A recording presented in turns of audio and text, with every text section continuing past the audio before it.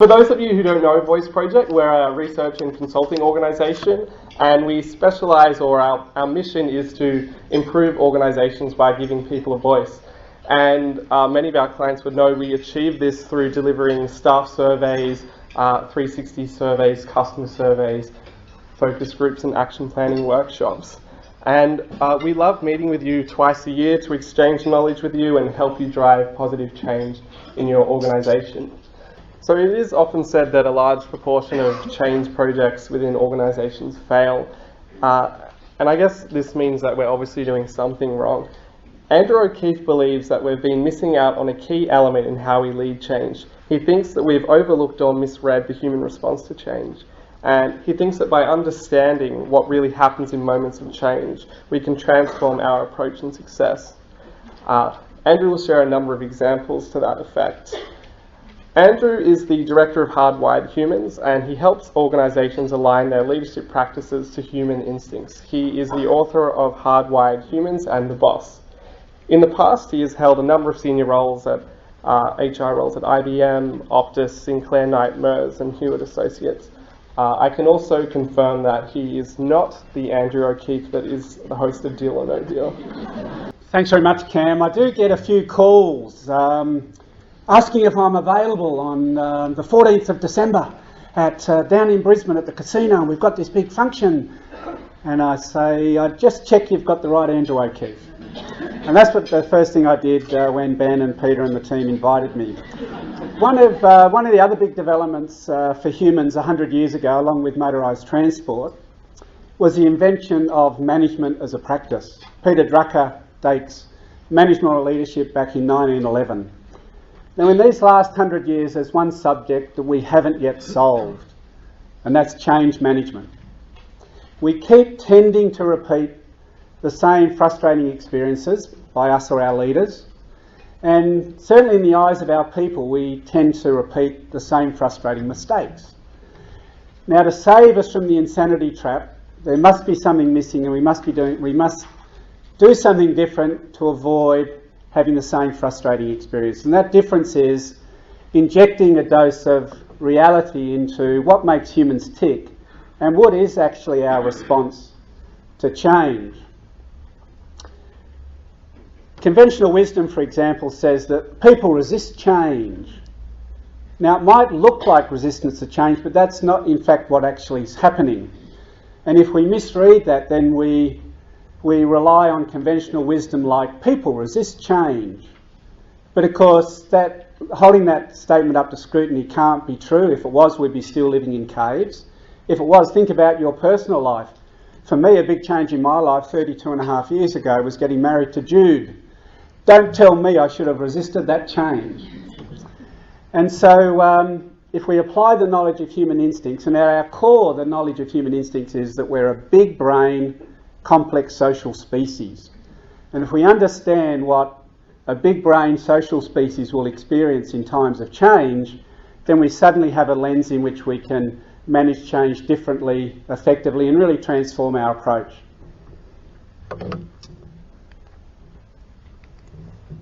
So here's a change story of another big brain social species. The next brainiest, at least terrestrial species. The next most complex and politically complex is chimpanzees. Now, this is a group of chimps who happen to live at Edinburgh Zoo. And a number of years ago, they experienced a big change in the form of a merger. 11 chimps at Edinburgh were being joined by 11 chimps from a zoo out of the Netherlands. Now, there was a really compelling business reason for this. A business case was, the current terminology of New South Wales government is getting fit for the future, or in organisational life it might be survival. This was a survival case where amongst the two groups of 11 chimps, 22 chimps, there's one particular subspecies that are at risk of extinction. And the hope is that by merging, amalgamating, being together, that they'll mate and reproduce. So 11 chimps, newbies come in from another place, join 11. Now, what unfolds will not surprise anybody in the room who's been through an organisational merger.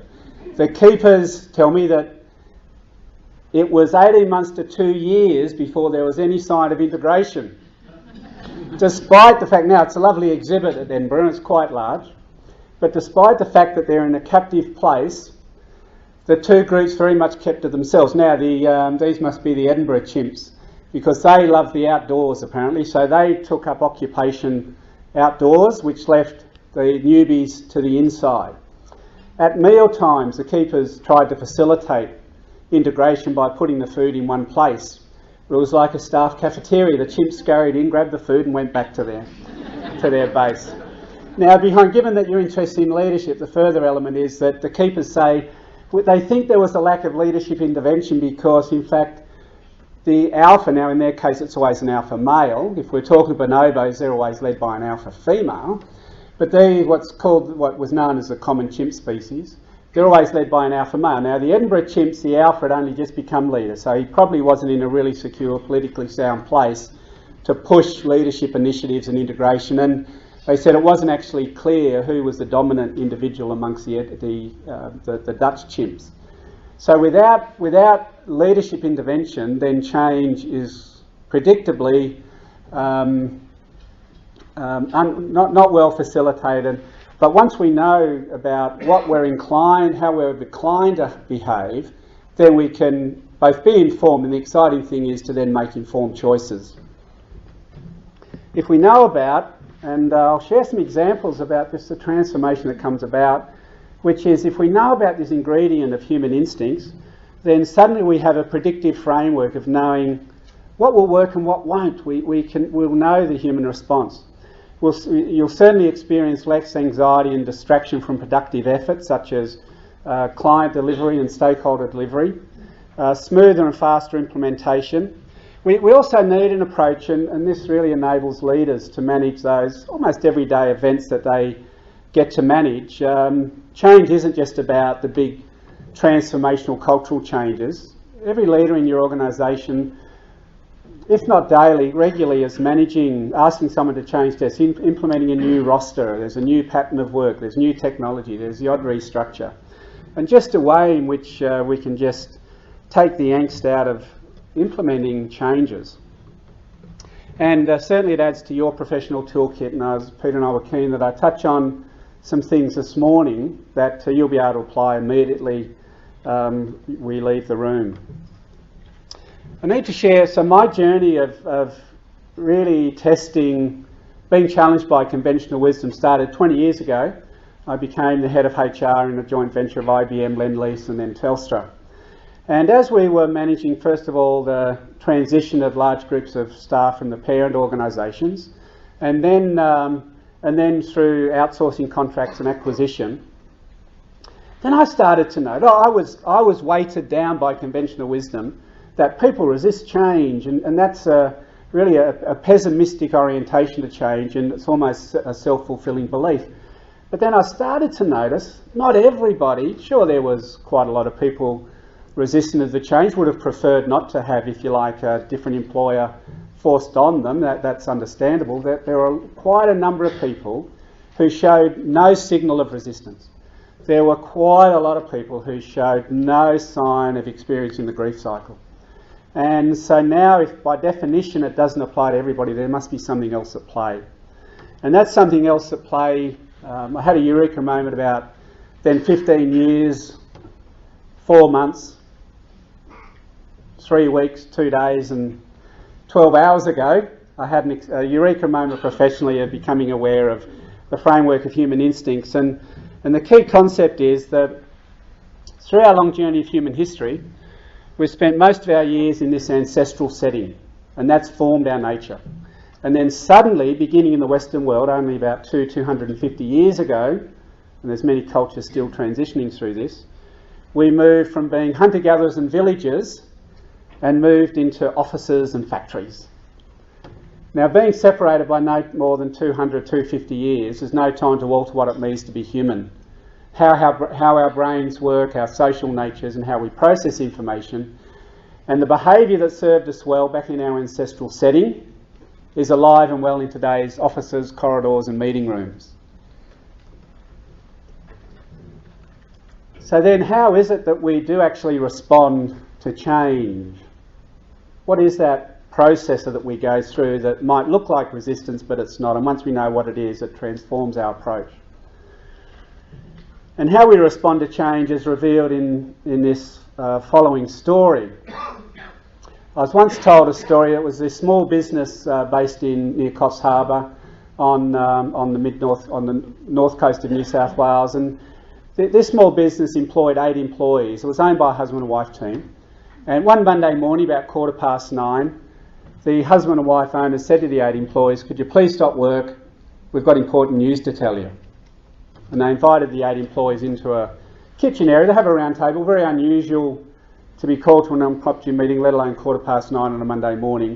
And when the 8 employees had gathered, the husband and wife owners said, "Thanks for stopping work.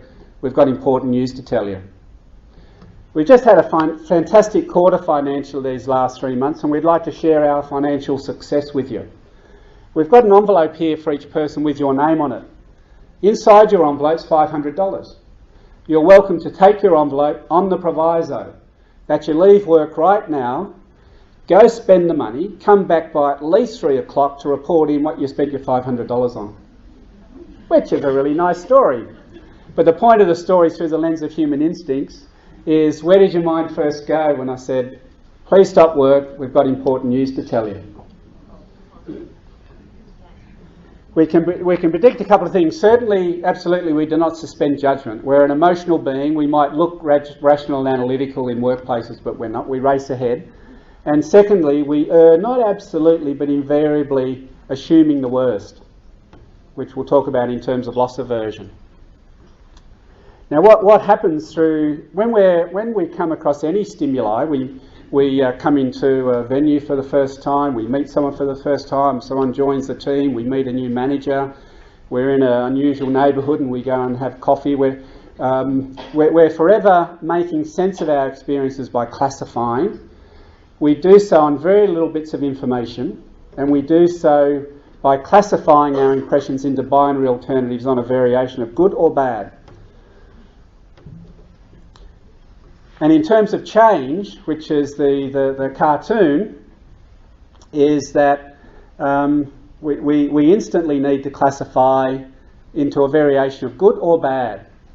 Now, when we first hear about a change, particularly if we don't lead the change with a particular degree of finesse or taking into account the human response, then people might hear about it on the grapevine, or we might invite people to a large auditorium in a briefing. People don't have a lot of information to go on when they first hear about the change. And what happens, like, "Could you please stop work? We've got important news to tell you." If we can't yet classify, i.e. make sense, let alone how it might affect me, then the default is that we invariably assume the worst. Not absolutely, but I could see by the faces, we assume the worst, and the scientists say you can't imagine an organism that isn't primarily motivated by avoiding loss, harm and threat. And the opportunity is to manage change in a way where, given that most changes in the end were no big deal, they were okay, then the opportunity is to manage that classifying moment.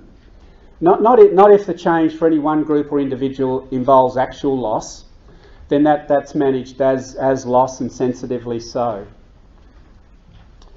Just 2 other dimensions, and then I'll go to the specifics of change management. 2 characteristics of human nature that we absolutely need to take into account.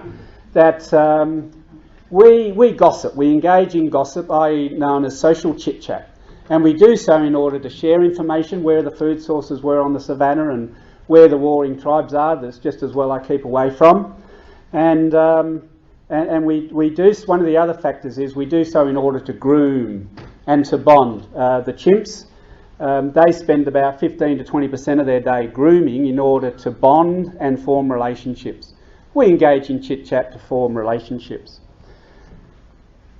And then the other dimension, so along with the quick impressions to classify, gossip, grooming and rumour, is also that we're a social species, of course. And so if any change has an actual or perceived or fear loss or adjustment to the group to which I belong, which is either my family group, i.e. my team, my clan, which is my department or my tribe, that is organisation, if there's any suggestion that the change may potentially impact my social group or belonging, then that's particularly sensitive and needs to be managed so quite carefully. Now, this knowledge of human instincts then builds to the 9 essentials that we need to take into account in a methodical way to anticipate and manage the human response and to manage change with finesse. And I wanted to touch on just 3 this morning, and they're really the 3 that will allow you to implement and weave into your change management immediately. So the first, which is essential too, which is this influencing the classifying moment, just to avoid that default in the cartoon, either okay or death. Which one do you want to trigger? And the concept is, how do you want people to feel the very moment they hear about the change? Now it's not a spin strategy. In fact, spin is explained. The problem with spin is explained because spin is a disconnect on the classifying model. If the audience is feeling bad, I'm not yet reassured, so I'm at the default, and the leader is trying so hard with hubris to spin, and people are feeling one thing and being told the other, then that doesn't work, and we feel a mistrust for the person who's trying to spin us. So how are people going to feel the very moment they hear about the change? Now, one example, and examples I'll share this morning are examples which are relatively straightforward. They may strike you as not the most complex change that we ever get to manage in organisational life, but they allow me to share the concept, and then the concept is scalable. And one manager experience managing really is a restructure where he had 16 people reporting to him, which the manager, Jeff, was finding quite a challenge, and decided that he's based in Melbourne, and that the people in the southern states would continue to report to Jeff, and people in the northern states would report to a new manager who would be appointed. Now, the point is that how are people going to feel? And in the end, the change was really well accepted across the 16 people. How does Jeff avoid the default? And now, what he didn't do, and he moved beyond conventional wisdom, because conventional wisdom also leads to, we need to tell everybody the one thing at the same time. By the way, not necessarily so. So what Jeff did, not sending an email, not sending a diary invitation, because then Dilbert goes through the death wondering and everybody makes it up for themselves. He called 16 people. He rang them, no nonsense, just let them know what was going on. Everybody said, that sounds good. So just managed it without distraction. Now, the same concept applies in, say, Accenture to SAP implementations, to Philips with a restructure. It's just scalability after that.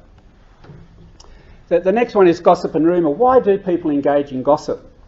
And one of the key reasons, along with grooming and friendships and sharing, is to make sense of something. So what that calls for in our leadership practice is give people the why, even if it's not a very motivating why.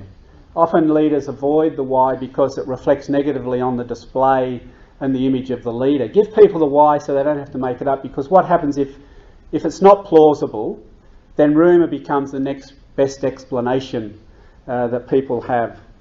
Now, one other thing in terms of gossip is to leave no vacuum. Now that sounds glib, but what that's about is if there is a vacuum, and often leaders think if there's no new news, then there's nothing to share. But in that vacuum, people make it up for themselves and start sharing stories. And one manager, Metro Trains runs Melbourne's train network, and one manager in charge of depots of train drivers, managing a first restructure, so he needs to leave no vacuum. He decided a rhythm, 10 o'clock Thursday meeting, there was a briefing, no matter what's happened. And Ali, before that briefing, tapped into the gossip grapevine. So he was able to address and call people on gossip that he was sharing. He said on one occasion that the latest gossip was, everybody's getting the sack. He said, I'll tell you what's really happening. And then the third example, the one you'll be able to immediately apply, is what I call the gossip test.